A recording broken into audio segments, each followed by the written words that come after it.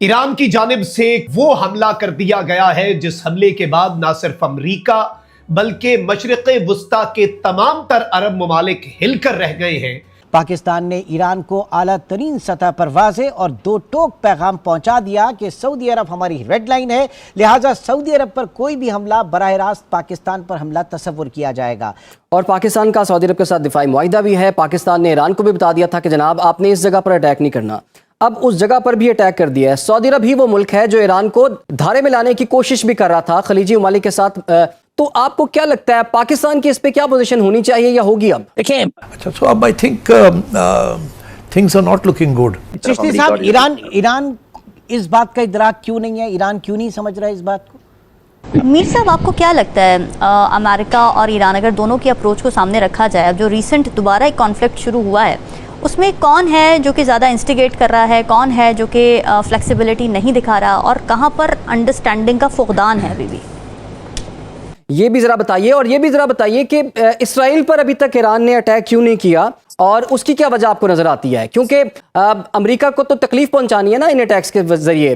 نمسکار دوستو، سواگت ہے آپ سبھی کا۔ تو ایران نے پاکستان کی ریڈ لائنز اور چیتاونیوں کو ہوا میں اڑا دیا ہے سعودی عرب پر حملہ کر کے۔ جی ہاں، جیسے کہ آپ جانتے ہیں کہ ابھی ایران اور امریکہ کے بیچ میں پھر سے جو دوبارہ جنگ اسٹارٹ ہوئی ہے، اور انفیکٹ اس سے پہلے جو جنگ ہوئی تھی اس میں جب ایران نے سعودی عرب پر حملہ کیا تھا، یعنی میسائلیں ماری تھی، تو بقول پاکستانی میڈیا پاکستان کی طرف سے ایران کو بتایا گیا تھا کہ سعودی عرب اور پاکستان کے بیچ میں ڈیفنس پیکٹ ہے اور سعودی عرب پہ حملہ پاکستان پر حملہ مانا جائے گا۔ حالانکہ اس کے بعد پھر ایم او یو کھیلا گیا جس سے کچھ دنوں کی شانتی رہی، لیکن اب پھر سے جب سے دوبارہ جنگ ہوئی ہے تو ایران نے نہ صرف الگ الگ گلف کنٹریز کو نشانہ بنایا بلکہ ایران سپورٹڈ ہوتھیوں نے سعودی عرب کے ڈرونز اور فیسلٹیز پہ بھی حملہ کیا، جس کے بعد پاکستان نے پھر وارننگ دی ایران کو کہ سعودی عرب کے ساتھ پاکستان کا ڈیفنس پیکٹ ہے اور سعودی عرب پہ حملہ پاکستان پہ حملہ مانا جائے گا۔ اور یہ بات پاکستانی میڈیا کے اندر ایک دو دن سے چل ہی رہی تھی کہ اب جو لیٹسٹ خبر ہے کہ ایران نے ڈائریکٹلی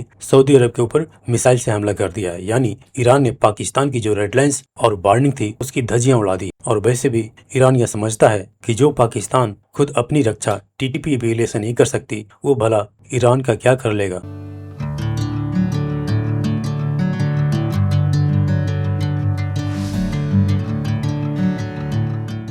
اچھا عبداللہ امید گل صاحب، ہم نے دیکھا کہ سعودی عرب پر جو اٹیک نہیں ہو رہا تھا ایران کی طرف سے، وجہ جو بتائی جا رہی تھی وہ وجہ پاکستان تھی، اور پاکستان کا سعودی عرب کے ساتھ دفاعی معاہدہ بھی ہے۔ پاکستان نے ایران کو بھی بتا دیا تھا کہ جناب آپ نے اس جگہ پر اٹیک نہیں کرنا، اب اس جگہ پر بھی اٹیک کر دیا ہے۔ سعودی عرب ہی وہ ملک ہے جو ایران کو دھارے میں لانے کی کوشش بھی کر رہا تھا، خلیجی ممالک کے ساتھ جو نارملائزیشن کی ایفرٹ تھی وہ بھی سعودی عرب ہی کر رہا تھا۔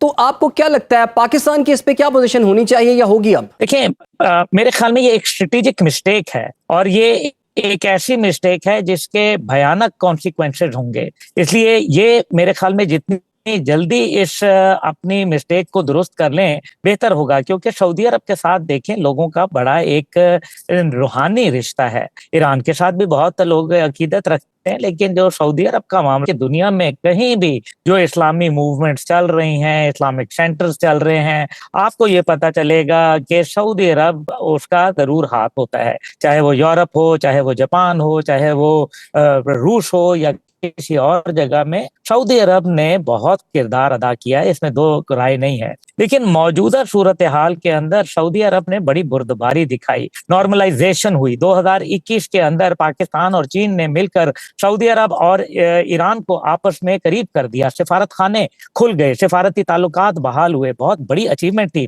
اور اچھا معاملہ چل رہا تھا۔ لیکن اس کے بعد ٹھیک ہے، ایران نے یہ کہا کہ جن بیسس سے حملہ ہوتا ہے، لیکن کبھی کبھی جس کو کہتے ہیں نا کہ دودھ دینے والی گائے کی لاتیں سہنی پڑتی ہیں، آپ کو یہ دیکھنا چاہیے کہ کیا سعودی عرب یہ کام کر رہا ہے؟ تو سعودی عرب قطعاً یہ کام نہیں کر رہا، سعودی عرب تو بلکہ اس کی قیمت ادا کر رہا ہے، امریکہ سے دوری اختیار کر رہا ہے۔ محمد بن سلمان بہت اسٹرانگ پوزیشن لیتے ہیں، کیونکہ عرب دنیا کا آپ کو پتہ ہے ایک طریقہ ہوتا ہے، وہ اس کو بہت اوپن نہیں کرتے، لیکن بہت سیکریٹیولی بڑے خاموشی سے۔ لیکن عبداللہ امید گل صاحب، ابھی ایرانی سرکاری نشریاتی ادارے نے یہ دعویٰ کیا ہے کہ یہ جو امریکی اڈا ہے، یہ جو ری فیولنگ ٹینکروں کی طیاروں کی میزبانی کے لیے جو ہے وہ استعمال ہو رہا تھا، تو تو ایران تو سمپل یہ بات کہتا ہے کہ اپنی بیسز آپ ہمارے خلاف استعمال نہ ہونے دیں. اب اگر وہ استعمال ہو رہی ہیں تو ایران کے پاس کیا آپشن بچتا ہے یہ بھی ذرا بتائیے. اور یہ بھی ذرا بتائیے کہ اسرائیل پر ابھی تک ایران نے اٹیک کیوں نہیں کیا اور اس کی کیا وجہ آپ کو نظر آتی ہے؟ کیونکہ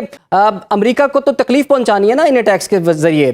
تو ان اٹیک سے جو سعودی عرب پر اٹیک ہو رہا ہے, قطر پر, کویت پر, کہیں اور پر اٹیک ہو رہا ہے, تو اس پر امریکہ کو تکلیف پہنچ رہی ہے یا خلیجی ممالک کو؟ دیکھیں سر, بات سیدھی سی ہے, آپ نے بڑا اچھا سوال پوچھا. دیکھیں مقصد یہ ہے کہ اس ٹائم پہ یہ نہیں دیکھنا کہ سعودی عرب کے فضا استعمال ہو رہی ہے, یہ بتائیں کہ سعودی عرب اس ٹائم پہ کو تو ایسا نہیں کر سکتا. ان کی لیمیٹیشنز کو سمجھیں. اگر وہ لیٹ سے اگر یہ ایزمپشن صحیح مان لی جائے کہ وہاں ریفیولنگ کے لیے استعمال ہو رہا تھا, میں نے آپ سے کہا آپریشن فریڈم کے اندر سعودی عرب نے اپنی فضا اور اپنی زمین دونوں دینے سے انکار کر دیا تھا. لیکن اگر آپ یہ سمجھیں کہ سعودی عرب ان کو طاقت سے روک سکتا ہے تو آئی تھنک کہ یہ آپ غلط بات کر رہے ہیں. یہ نہیں ہو سکتا کہ کوئی بھی ملک اس ٹائم پہ طاقت کے ذریعے نہیں روک سکتا, اور خاص طور پہ جب آپ کے پاس تمام کا تمام اسلحہ امریکی ساختہ موجود ہو, جن کے اندر سورس کوڈ موجود ہوتے ہیں, جو جب چاہیں سوئچ آف کر دیں تو آپ کا جہاز جو ہے وہ پتھر بن جایا کرتا ہے. اس لیے پہلی بات ان کی لیمیٹیشنز کو انڈرسٹینڈ کریں. اب جو جہاں تک تعلق ہے اسرائیل کا, اسرائیل کے اوپر میں نے پہلے ہی آپ سے ابھی بریک سے جانے سے پہلے کہا کہ جس کوے میں امریکہ کی جان ہے اس کوے کا آپ کیوں نہیں منڈی مروڑتے؟ آپ کو کس نے منع کیا؟ سب کو پتا ہے. اگر آپ کو پتا ہے, مجھے پتا ہے, تو ایران جو کہ حالت جنگ میں ہے اس کو نہیں معلوم کہ ایران کی جتنی شہادتیں ہوئیں اس کے پیچھے کسی اور کا نہیں بلکہ اس کے اندر اسرائیل کا ہاتھ تھا. اس جنگ کا بنیادی کھلاڑی اسرائیل ہے, امریکہ نہیں ہے. لیکن اس سب کے اندر جو کلیدی معاملہ ہے, اگر آپ اسرائیل کو ہرٹ کریں گے تو اس سے عالم اسلام آپ کے ساتھ کھڑا ہوگا, نہ کہ آپ سے دور ہوگا. نمبر 1. نمبر 2 یہ ہے کہ اس سے آپ کی پوری دنیا میں پذیرائی ہوگی. نمبر 3 یہ ہے کہ ایک وقت میں آ کے جتنے بھی جہادی ایلیمنٹس ہیں اس ریجن کے اندر وہ اسرائیل کے اوپر جا دوڑیں گے. اور تیسری نمبر 4 یہ ہے کہ اس ٹائم پہ امریکہ کو تکلیف ہونا شروع ہو جائے گی, اور ایسے وقت میں جبکہ اینٹی اسرائیل سینٹیمنٹ امریکہ کے اندر تاریخ کے عروج ترین سطح کے اوپر موجود ہے, تو یہ میرے خیال میں سعودی عرب پہ اگر آپ کریں گے تو it will be a grave strategic mistake. تو عبداللہ بھائی وہ سوال تو پھر وہی رہا نا کہ اسرائیل پر اٹیک کیوں نہیں کیا؟ اسرائیل پہ اٹیک اس لیے نہیں کیا کیونکہ آپ نے اپنی ترجیحات تبدیل کر لی. آپ نے یہ سوچا کہ اسرائیل, کیونکہ آپ حماس جو ہے اس نے آپ نے دیکھ لیا کہ کس طریقے سے وہاں سے بالکل ہتھیار ڈال دیے ہیں. دوسرے لفظوں کے اندر آپ وہاں دیکھ لیں کہ کس طریقے سے معاملہ ہو رہا ہے, غزہ کے اندر کیا ہو رہا ہے آپ دیکھ لیں. اس سے بھی دیکھ لیں نا کہ یہ جو 14 نکات تھے میرے بھائی جو کہ اس کے اندر شامل کیے گئے تھے ایم او یو کے اندر, اس میں نہ لبنان کا ذکر تھا, نہ فلسطین کا, نہ غزہ کا, جبکہ بنیادی جنگ کا جو وجوہات تھیں وہ یہی بنیادی وجوہات تھیں. تو آج اگر ان کو کر کے آپ عرب دنیا کو نشانہ بنا رہے ہیں تو یہ میرے خیال میں آپ کی جو اسٹریٹجی ہے اس کے اندر میرے خیال میں تبدیلی لانے کی وقت کی ضرورت ہے.